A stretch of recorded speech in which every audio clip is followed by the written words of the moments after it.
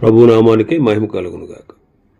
కూడి వచ్చిన మీ అందరికీ కర్మల ఆత్మీయ సహవాస సంఘ విశ్వాసులందరికీ మన ప్రభువును ఆయన ప్రియ కుమారుడునైన యేసుక్రీస్తు వారి శ్రేష్టమైన నామంలో శుభములు మరియు అందరికీ వందనాలండి. హోషేయ గ్రంథం 1వ అధ్యాయాన్ని మనం ధ్యానం చేసుకుందాం. హోషేయ 1వ అధ్యాయం. ఇందులో ముఖ్యాంశం ఏంటంటే దేవుణ్ణి విసర్జించిన ఇశ్రాయేలీయులు. దేవుణ్ణి విసర్జించిన ఇశ్రాయేలీయులు. మొదటి వచనం చదువుతాం. ఉజ్జియా, యోతాము, ఆహాజు, హిజ్కియా అను యోధారాజుల దినములలోను యెహోయాషు కుమారుడైన యెరోబాము అను ఇశ్రాయేలు రాజు దినములలోను బెయేరి కుమారుడైన హోషేయకు ప్రత్యక్షమైన యెహోవా వాక్కు. యోధా రాజులు ఉజ్జియా, యోతాము, ఆహాజు, హిజ్కియా. ఈ నలుగురు రాజుల దినాల్లో వారు యోధా దేశాన్ని పరిపాలిస్తున్న కాలం అది. ఉజ్జియా, యోతాము, ఆహాజు, హిజ్కియా. అలాగే ఇశ్రాయేలీల 10 గోత్రాల వారిని ఉత్తర రాజ్యాన్ని పరిపాలిస్తున్నటువంటి రెండవ యెరోబాము. ఆ యెరోబాము యొక్క ఆఖరి సంవత్సరాల్లో, అంటే అతన్ని 41 సంవత్సరాలు ఏలాడు.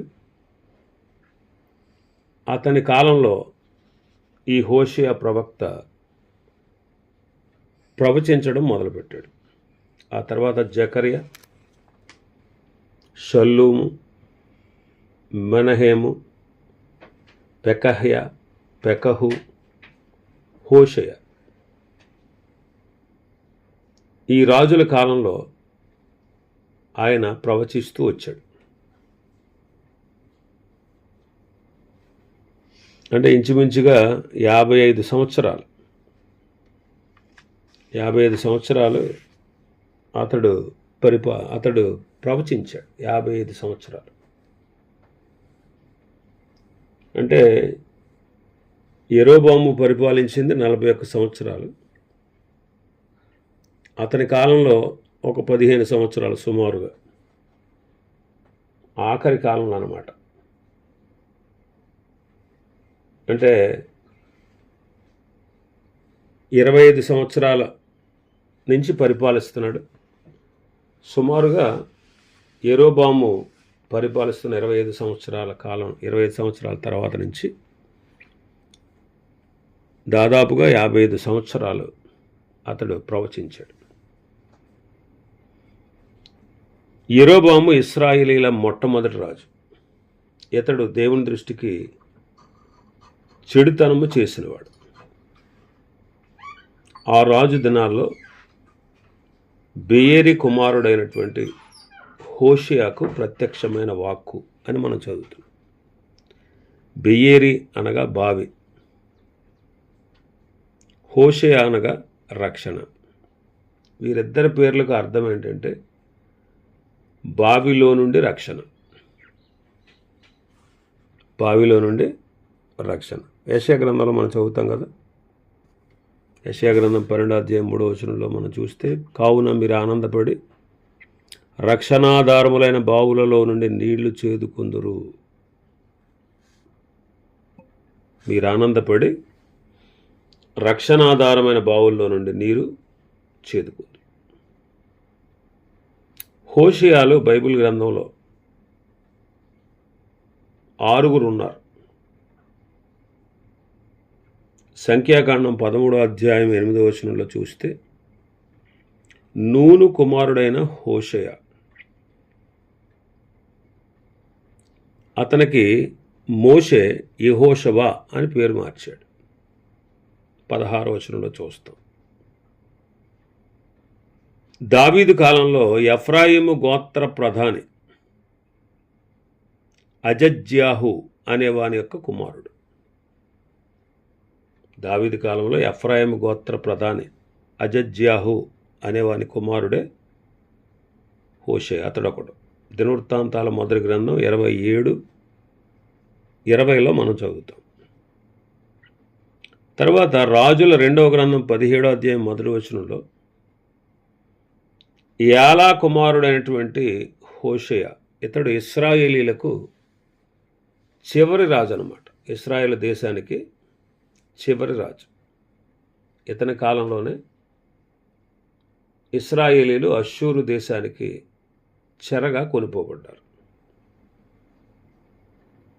ఆ తర్వాత మరొక వ్యక్తిని ఎక్కడ చూడొచ్చంటే, మరొక హోషేయని యెరూషలేము పతనం అయిపోయిన తర్వాత, అంటే యోధావారు చెరపట్టబడిన తర్వాత, యెరూషలేము నాశనం చేయబడిన పిమ్మట యిర్మీయా యొద్దకు విచారణ చేయడానికి వచ్చిన వారిలో యజన్య లేదా అజర్యా అనేవాని యొక్క తండ్రి హోషేయ. యిర్మీయా గ్రంథం 42వ అధ్యాయం మొదటి వచనంలో, యిర్మీయా గ్రంథం 43:2లో మనం అతన్ని చూస్తాం. ఆ తర్వాత నెహెమ్యా కాలంలో నిబంధనను అనుసరించిన వారిలో ఒకడనమాట. నెహెమ్యా కాలంలో సంస్కరణ చేసినప్పుడు మందిరంలో ఎలా ఉండాలి, మందిరం పట్ల ఎలాంటి ఆసక్తి కలిగి ఉండాలి అని వారి చేత నెహెమ్యా ప్రమాణం చేయించినప్పుడు నిబంధనకు కట్టుబడిన వారిలో ఒకడు హోషే అనమాట. నెహెమ్యా గ్రంథం 10వ అధ్యాయం 23వ వచనంలో అతన్ని చూస్తాం. 6వ వాడు ఈ గ్రంథ రచయిత అయిన హోషేయ. ఇతను 6వ వాడు. 2వ వచనం నుంచి 9వ వచనం వరకు విసర్జించిన ఇశ్రాయేలీల సూచనలుగా ప్రవక్త యొక్క కుటుంబం ఉన్నట్టు మనం చూస్తాం. 2వ వచనం, మొదట యెహోవా హోషేయ ద్వారా ఈ మాట సెలవిచ్చాను.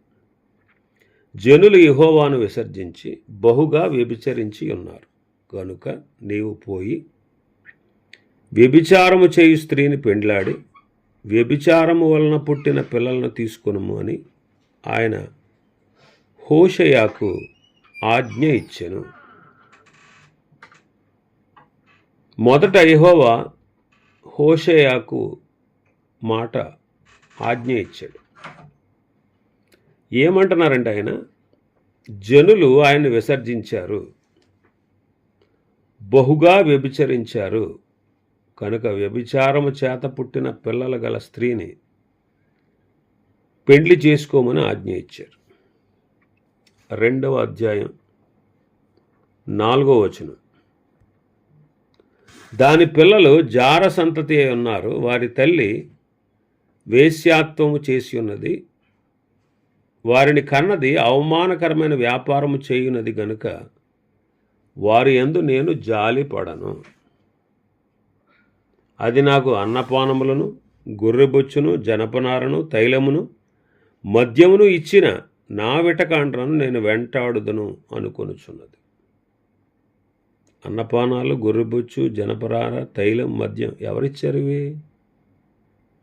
దేవుడిచ్చాడు. కానీ వీళ్ళు ఏమంటున్నారు? ఇశ్రాయేలీలు నా విటకాండ్రు నాకు ఇచ్చారంట.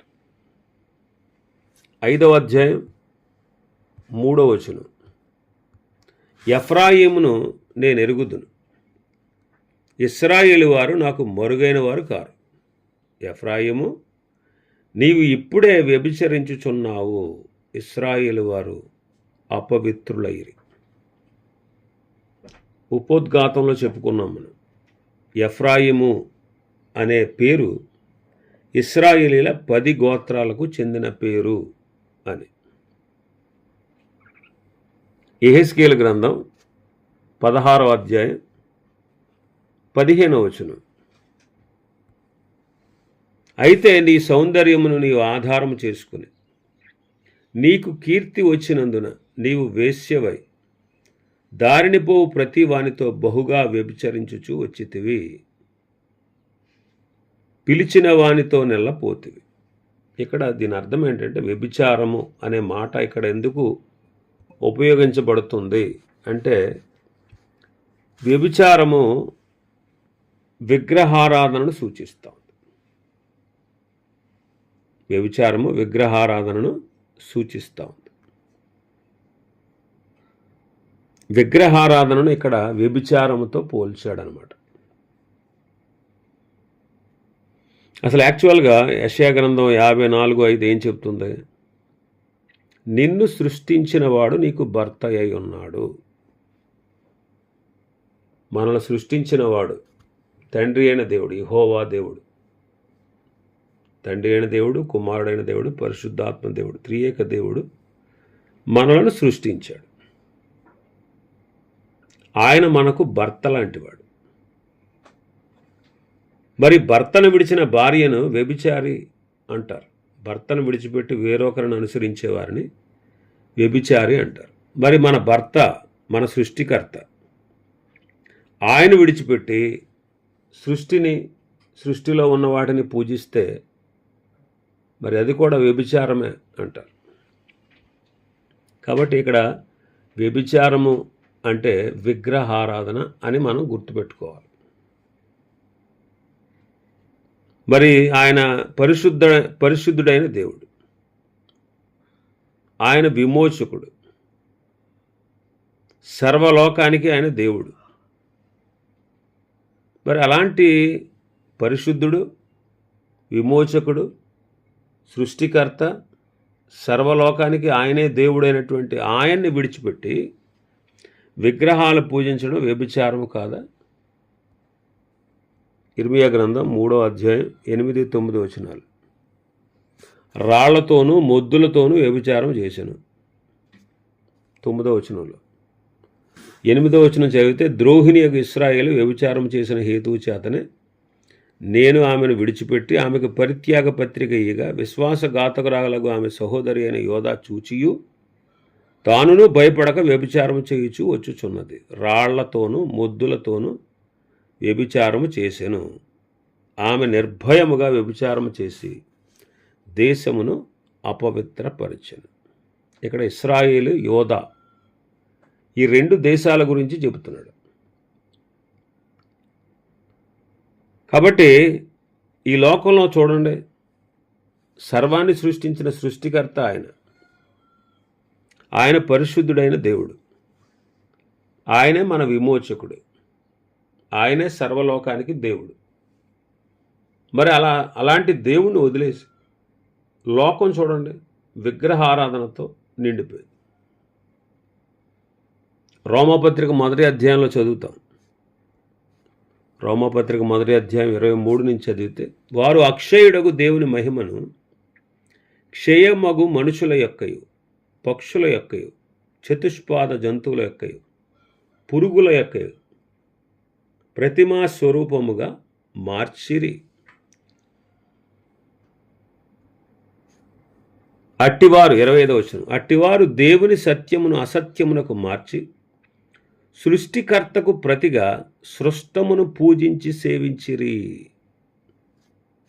లోకం ఎలా ఉందో చెబుతున్నాడు. ఆయన అక్షయుడు, ఆయన దేవుడు, ఆయన మహిమ గలవాడు. ఆయన అక్షయుడైన దేవుడు, మహిమ కలిగినటువంటి దేవుడు. అలాంటి దేవుణ్ణి వాళ్ళు ఏమంటున్నారంటే, క్షయమగు మనుషుల యొక్క, పక్షుల యొక్క, 4 కాళ్ళ జంతువుల యొక్క, పురుగుల యొక్క ప్రతిమా స్వరూపముగా మార్చేశారు. ఈ లోకంలో చూడండి, లోకం ఇలాగే ఉంది, విగ్రహారాధనతో నిండిపోయింది. దేవుని సత్యాన్ని అసత్యమునకు మార్చి సృష్టికర్తకు ప్రతిగా సృష్టమును పూజించి సేవించిరి. చూడండి, సృష్టికర్త ఆయన. మరి మానవులు పూజించేటువంటి, ఆరాధించేటువంటి వాటిని చూడండి. దేవుడి సమస్తాన్ని సృష్టించాడు. మనుషుల్ని సృష్టించిన వాడు ఆయనే. ఎవ్వడూ కూడా తనను తాను సృష్టించుకోలేడు. తనకు తాను ఎవ్వడూ సృష్టించుకోలేడు. భూమి మీద ఉన్న ప్రతి మానవుడిని సృష్టించింది ఆ దేవాతి దేవుడే. ఇప్పుడు దేవుణ్ణి వదిలేసి చాలామంది మనుషుల్ని పూజిస్తున్నారు. ఇంకా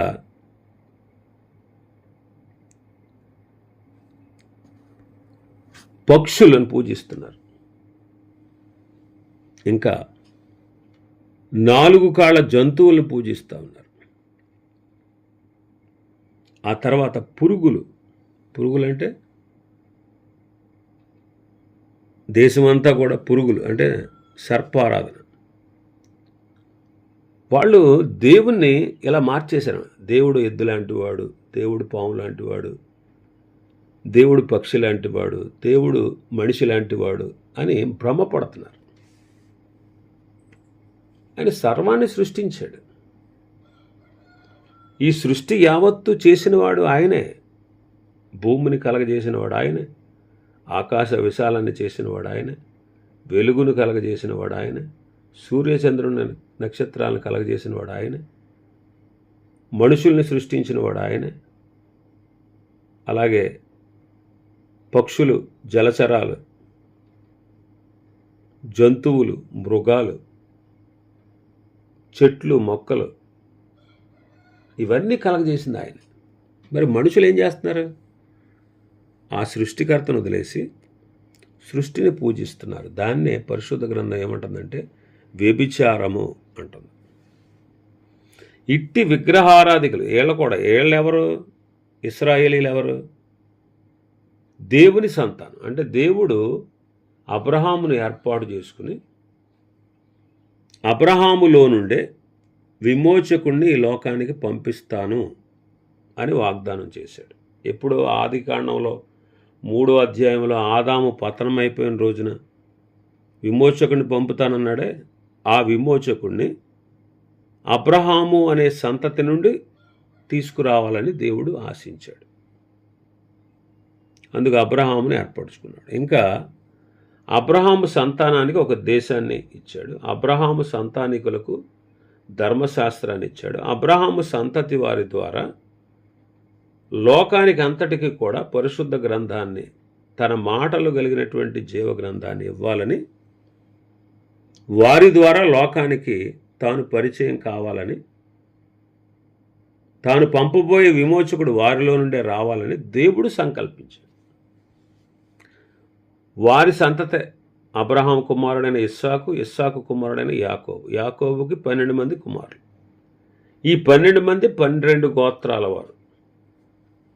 ఈ 12 గోత్రాల్లో 10 గోత్రాలు ఒకటి, 2 గోత్రాలు ఒకటిగా సొలొమోను కుమారుడైనటువంటి రెహబాము కాలంలో సొలొమోను యొక్క పాపాన్ని బట్టి దేశం 2 ముక్కలైంది. ఇటు యోధా దేశం అన్నారు 2 గోత్రాల వారిని, దక్షిణ రాజ్యం అన్నారు. 10 గోత్రాల వారిని ఉత్తర రాజ్యము, ఇశ్రాయేల్ దేశం అన్నారు. మరి వీళ్ళిద్దరూ ఎవరు? దేవుని సంతానం, దేవుని పిల్లలు, దేవుని చేత ఏర్పరచబడిన వారు, అబ్రహాము సంతతి వారు. చెరలో నుండి, ఐగుప్తు దేశపు చెరలో నుండి విడుదల పొంది వారు దేవుని పిల్లలుగా పస్కాను ఆచరించిన వారుగా, సున్నతి ఆచారం చేసిన వారుగా దేవుని పిల్లలుగా ఉన్నారు వాళ్ళు. మరి ఇటువంటి దేవుని పిల్లలు ఇప్పుడు ఏమైపోయారు? కనాను దేశాన్ని స్వతంత్రించుకుని దేశానికి సమృద్ధిని వాళ్ళు పొందిన తర్వాత వాళ్ళు ఇంకా వృద్ధి అయ్యే కొలది వాళ్ళు దేవుని విడిచిపెట్టి వారి చుట్టూ ఉన్నటువంటి అన్య దేశస్థుల ఆచారాల చొప్పున నడుస్తూ దేవుణ్ణి ప్రక్కన పెట్టేసిన వారుగా ఉన్నారు. మరి ఇలాంటి విగ్రహారాధికులను ఇశ్రాయేలీలను దేవుడు ప్రేమిస్తున్నాడు, ఇంకా సహనం కలిగి ఉన్నాడు, వారి విషయంలో సమర్పణ కలిగి ఉన్నాడు అనే విషయం ఈ గ్రంథంలో మనకు కనబడుతుంది. అలాంటి దేవుని లక్షణాలే హోషేయలో కూడా ఉన్నట్టు మనం చూస్తాం. దేవునికి ఉన్నటువంటి ప్రేమ, సహనం, సమర్పణ హోషేయలో కూడా ఉంది. అది మనం చూడబోతున్నాం. లోకం విగ్రహారాధన అనే వ్యభిచారంలో ఉంది. ఇటువంటి లోకాన్ని కూడా దేవుడు ప్రేమిస్తున్నాడు. అందుకే యోహాను సువార్త 3వ అధ్యాయం 16వ వచనం చదివితే, దేవుడు లోకమును ఎంతో ప్రేమించెను అంటాడు. 1 యోహాను పత్రిక 4వ అధ్యాయం 1 యోహాను పత్రిక 4వ అధ్యాయం 9-10 వచనాలు చూస్తే, మనము ఆయన ద్వారా జీవించినట్లు దేవుడు తన అద్వితీయ కుమారుని లోకములోనికి పంపెను. దీనివలన దేవుడు మన యందుంచిన ప్రేమ ప్రత్యక్షపరచబడను. మనము దేవుణ్ణి ప్రేమించితమని కాదు, తానే మనలను ప్రేమించి మన పాపములకు ప్రాయశ్చిత్తమై ఉండుటకు తన కుమారుని పంపెను. ఇందులో ప్రేమ ఉన్నది. మనం దేవుని ప్రేమించామని కాదు, ఆయనే మనల్ని ప్రేమించి మన పాపములకు ప్రాయశ్చిత్తమై ఉండుటకు తన కుమారుణ్ణి పంపాడు. మరి మనం ఎలాంటి వారమై ఉన్నాం? ఆయన కుమారుడైనటువంటి క్రీస్తు వారు వచ్చి ప్రాణం పెట్టేటప్పటికి మన స్థితి ఎలా ఉందో చెబుతున్నాడు. రోమాపత్రిక 5వ అధ్యాయం 6వ వచనం నుంచి మనం చూస్తే, ఏలయనగా మనం ఇంకా బలహీనులమై ఉండగా క్రీస్తు యుక్త కాలమందు భక్తిహీనుల కొరకు చనిపోయాడు. మనం బలహీనులము, భక్తిహీనులం, చెడిన వారం. 8వ వచనం రోమాపత్రిక 5:8. అయితే దేవుడు మన ఎడల తన ప్రేమను వెల్లడిపరచును. ఎట్లనగా మనం ఇంకనూ పాపులమై ఉండగానే క్రీస్తు మన కొరకు చనిపోయాడు. మనం ఇంకా పాపులమై ఉండగా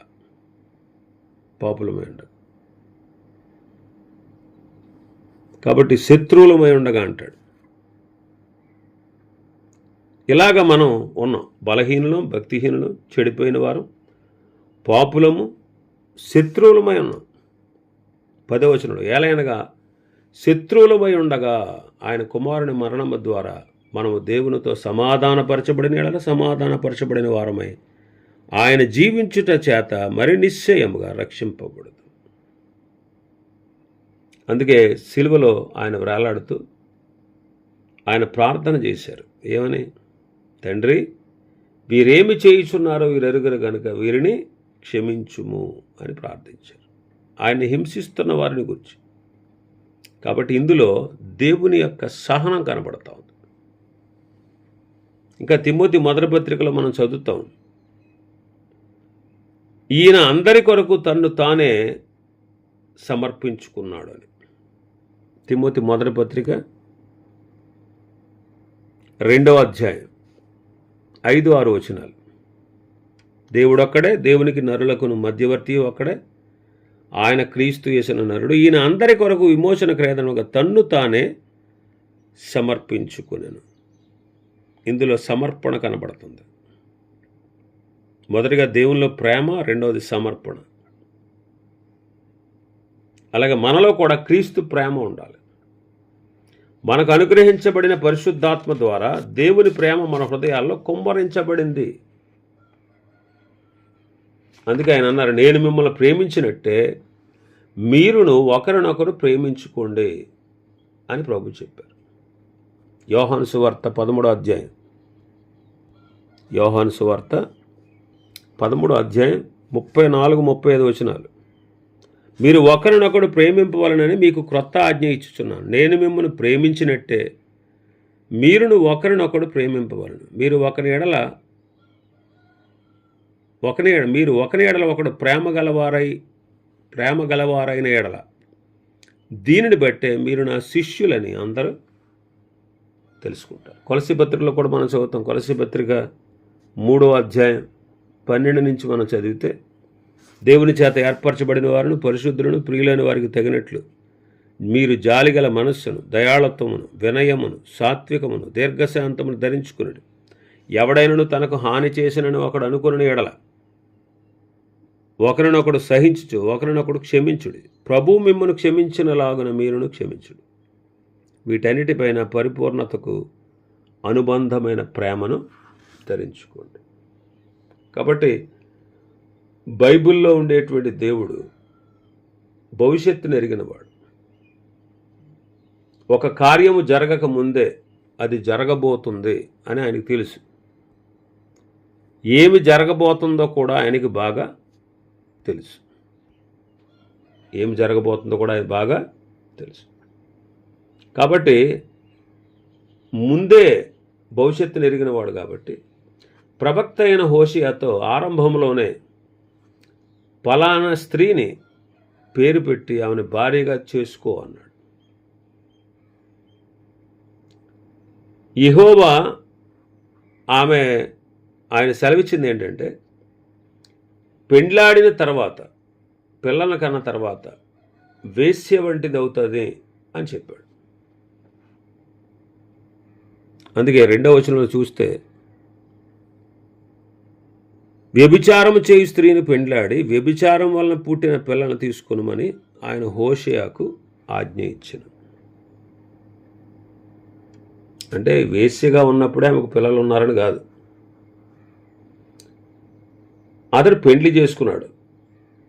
పిల్లలను కనిన తర్వాతే వ్యభిచారంలో ప్రవేశించింది, వేశ్యాతనము చేస్తూ ఉందని ఆయన ముందుగానే ఎరిగినవాడు కనుక చెప్పాడు.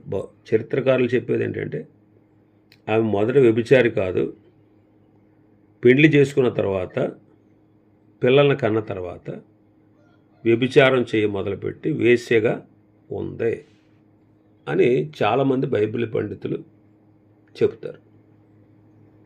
ఆమెను పెండ్లి చేసుకోమన్నాడు. ఆమెను పెండ్లి చేసుకోమన్నాడు. హోషేయకు చెప్పాడు. అతడు దేవుని ఆజ్ఞకు విధేయుడై ఏం చేశాడు? 3వ వచనంలో, అతడు పోయి దెబ్లయము కుమార్తె అయిన గోమెరును పెండ్లి చేసుకున్నాడు. దేవుని ఆజ్ఞకు అతడు విధేయుడయ్యాడు. దెబ్లయము అంటే అంజూరపు పండ్లతో చేసిన రొట్టె అని అర్థం. గోమెరు అంటే యథార్థమైనది, తిన్ననిది, చక్కనిది, లోటు లేనిది అని అర్థం. గోమెరు అంటే యథార్థమైనది, తిన్ననిది, చక్కనిది, లోటు లేనిదని అర్థం వచ్చే పేరు అన్నమాట ఆమెది. ఆమెను వివాహం చేసుకున్నాడు. దేవుని ఆజ్ఞకు అతడు విధేయుడయ్యాడు. చూడండి ఎంత సమర్పణ కలిగిన వాడు, ఒకసారి ఆలోచించేయండి. ఆమె వ్యభిచారి అని అవుతుందని, తనకు విశ్వాసఘాతుకురాలు అవుతుందని, పెండ్లి చేసుకున్న ఆమె ఇతన్ని విడిచిపెట్టి పోతుందని దేవుడు ముందుగానే ఎరిగినవాడు కనుక మరి ఎలాంటి ఆమెను పెండ్లి చేసుకోమని చెప్పాడు. ఎందుకు అంటే సూచన అన్నమాట. ఇది ఎవరికి సూచన అంటే ఇశ్రాయేలులకు సూచన. ఏంటయ్యా నువ్వు ప్రవక్తవై ఉండి ఇలాంటి స్త్రీని పెండ్లి చేసుకున్నావేంటి అని తర్వాత వాళ్ళు వచ్చి అడుగుతారు. అడిగినప్పుడు మరి మిమ్మల్ని, ఎలాంటి వారైనా మిమ్మల్ని కూడా దేవుడు ఇంకా ప్రేమిస్తున్నాడు అని సూచనగా ఇతని కుటుంబీకులు, ఇతని పిల్లలు ఇశ్రాయేలు వారికి సూచనగా ఉండబోతున్నారు. కాబట్టి హోషేయ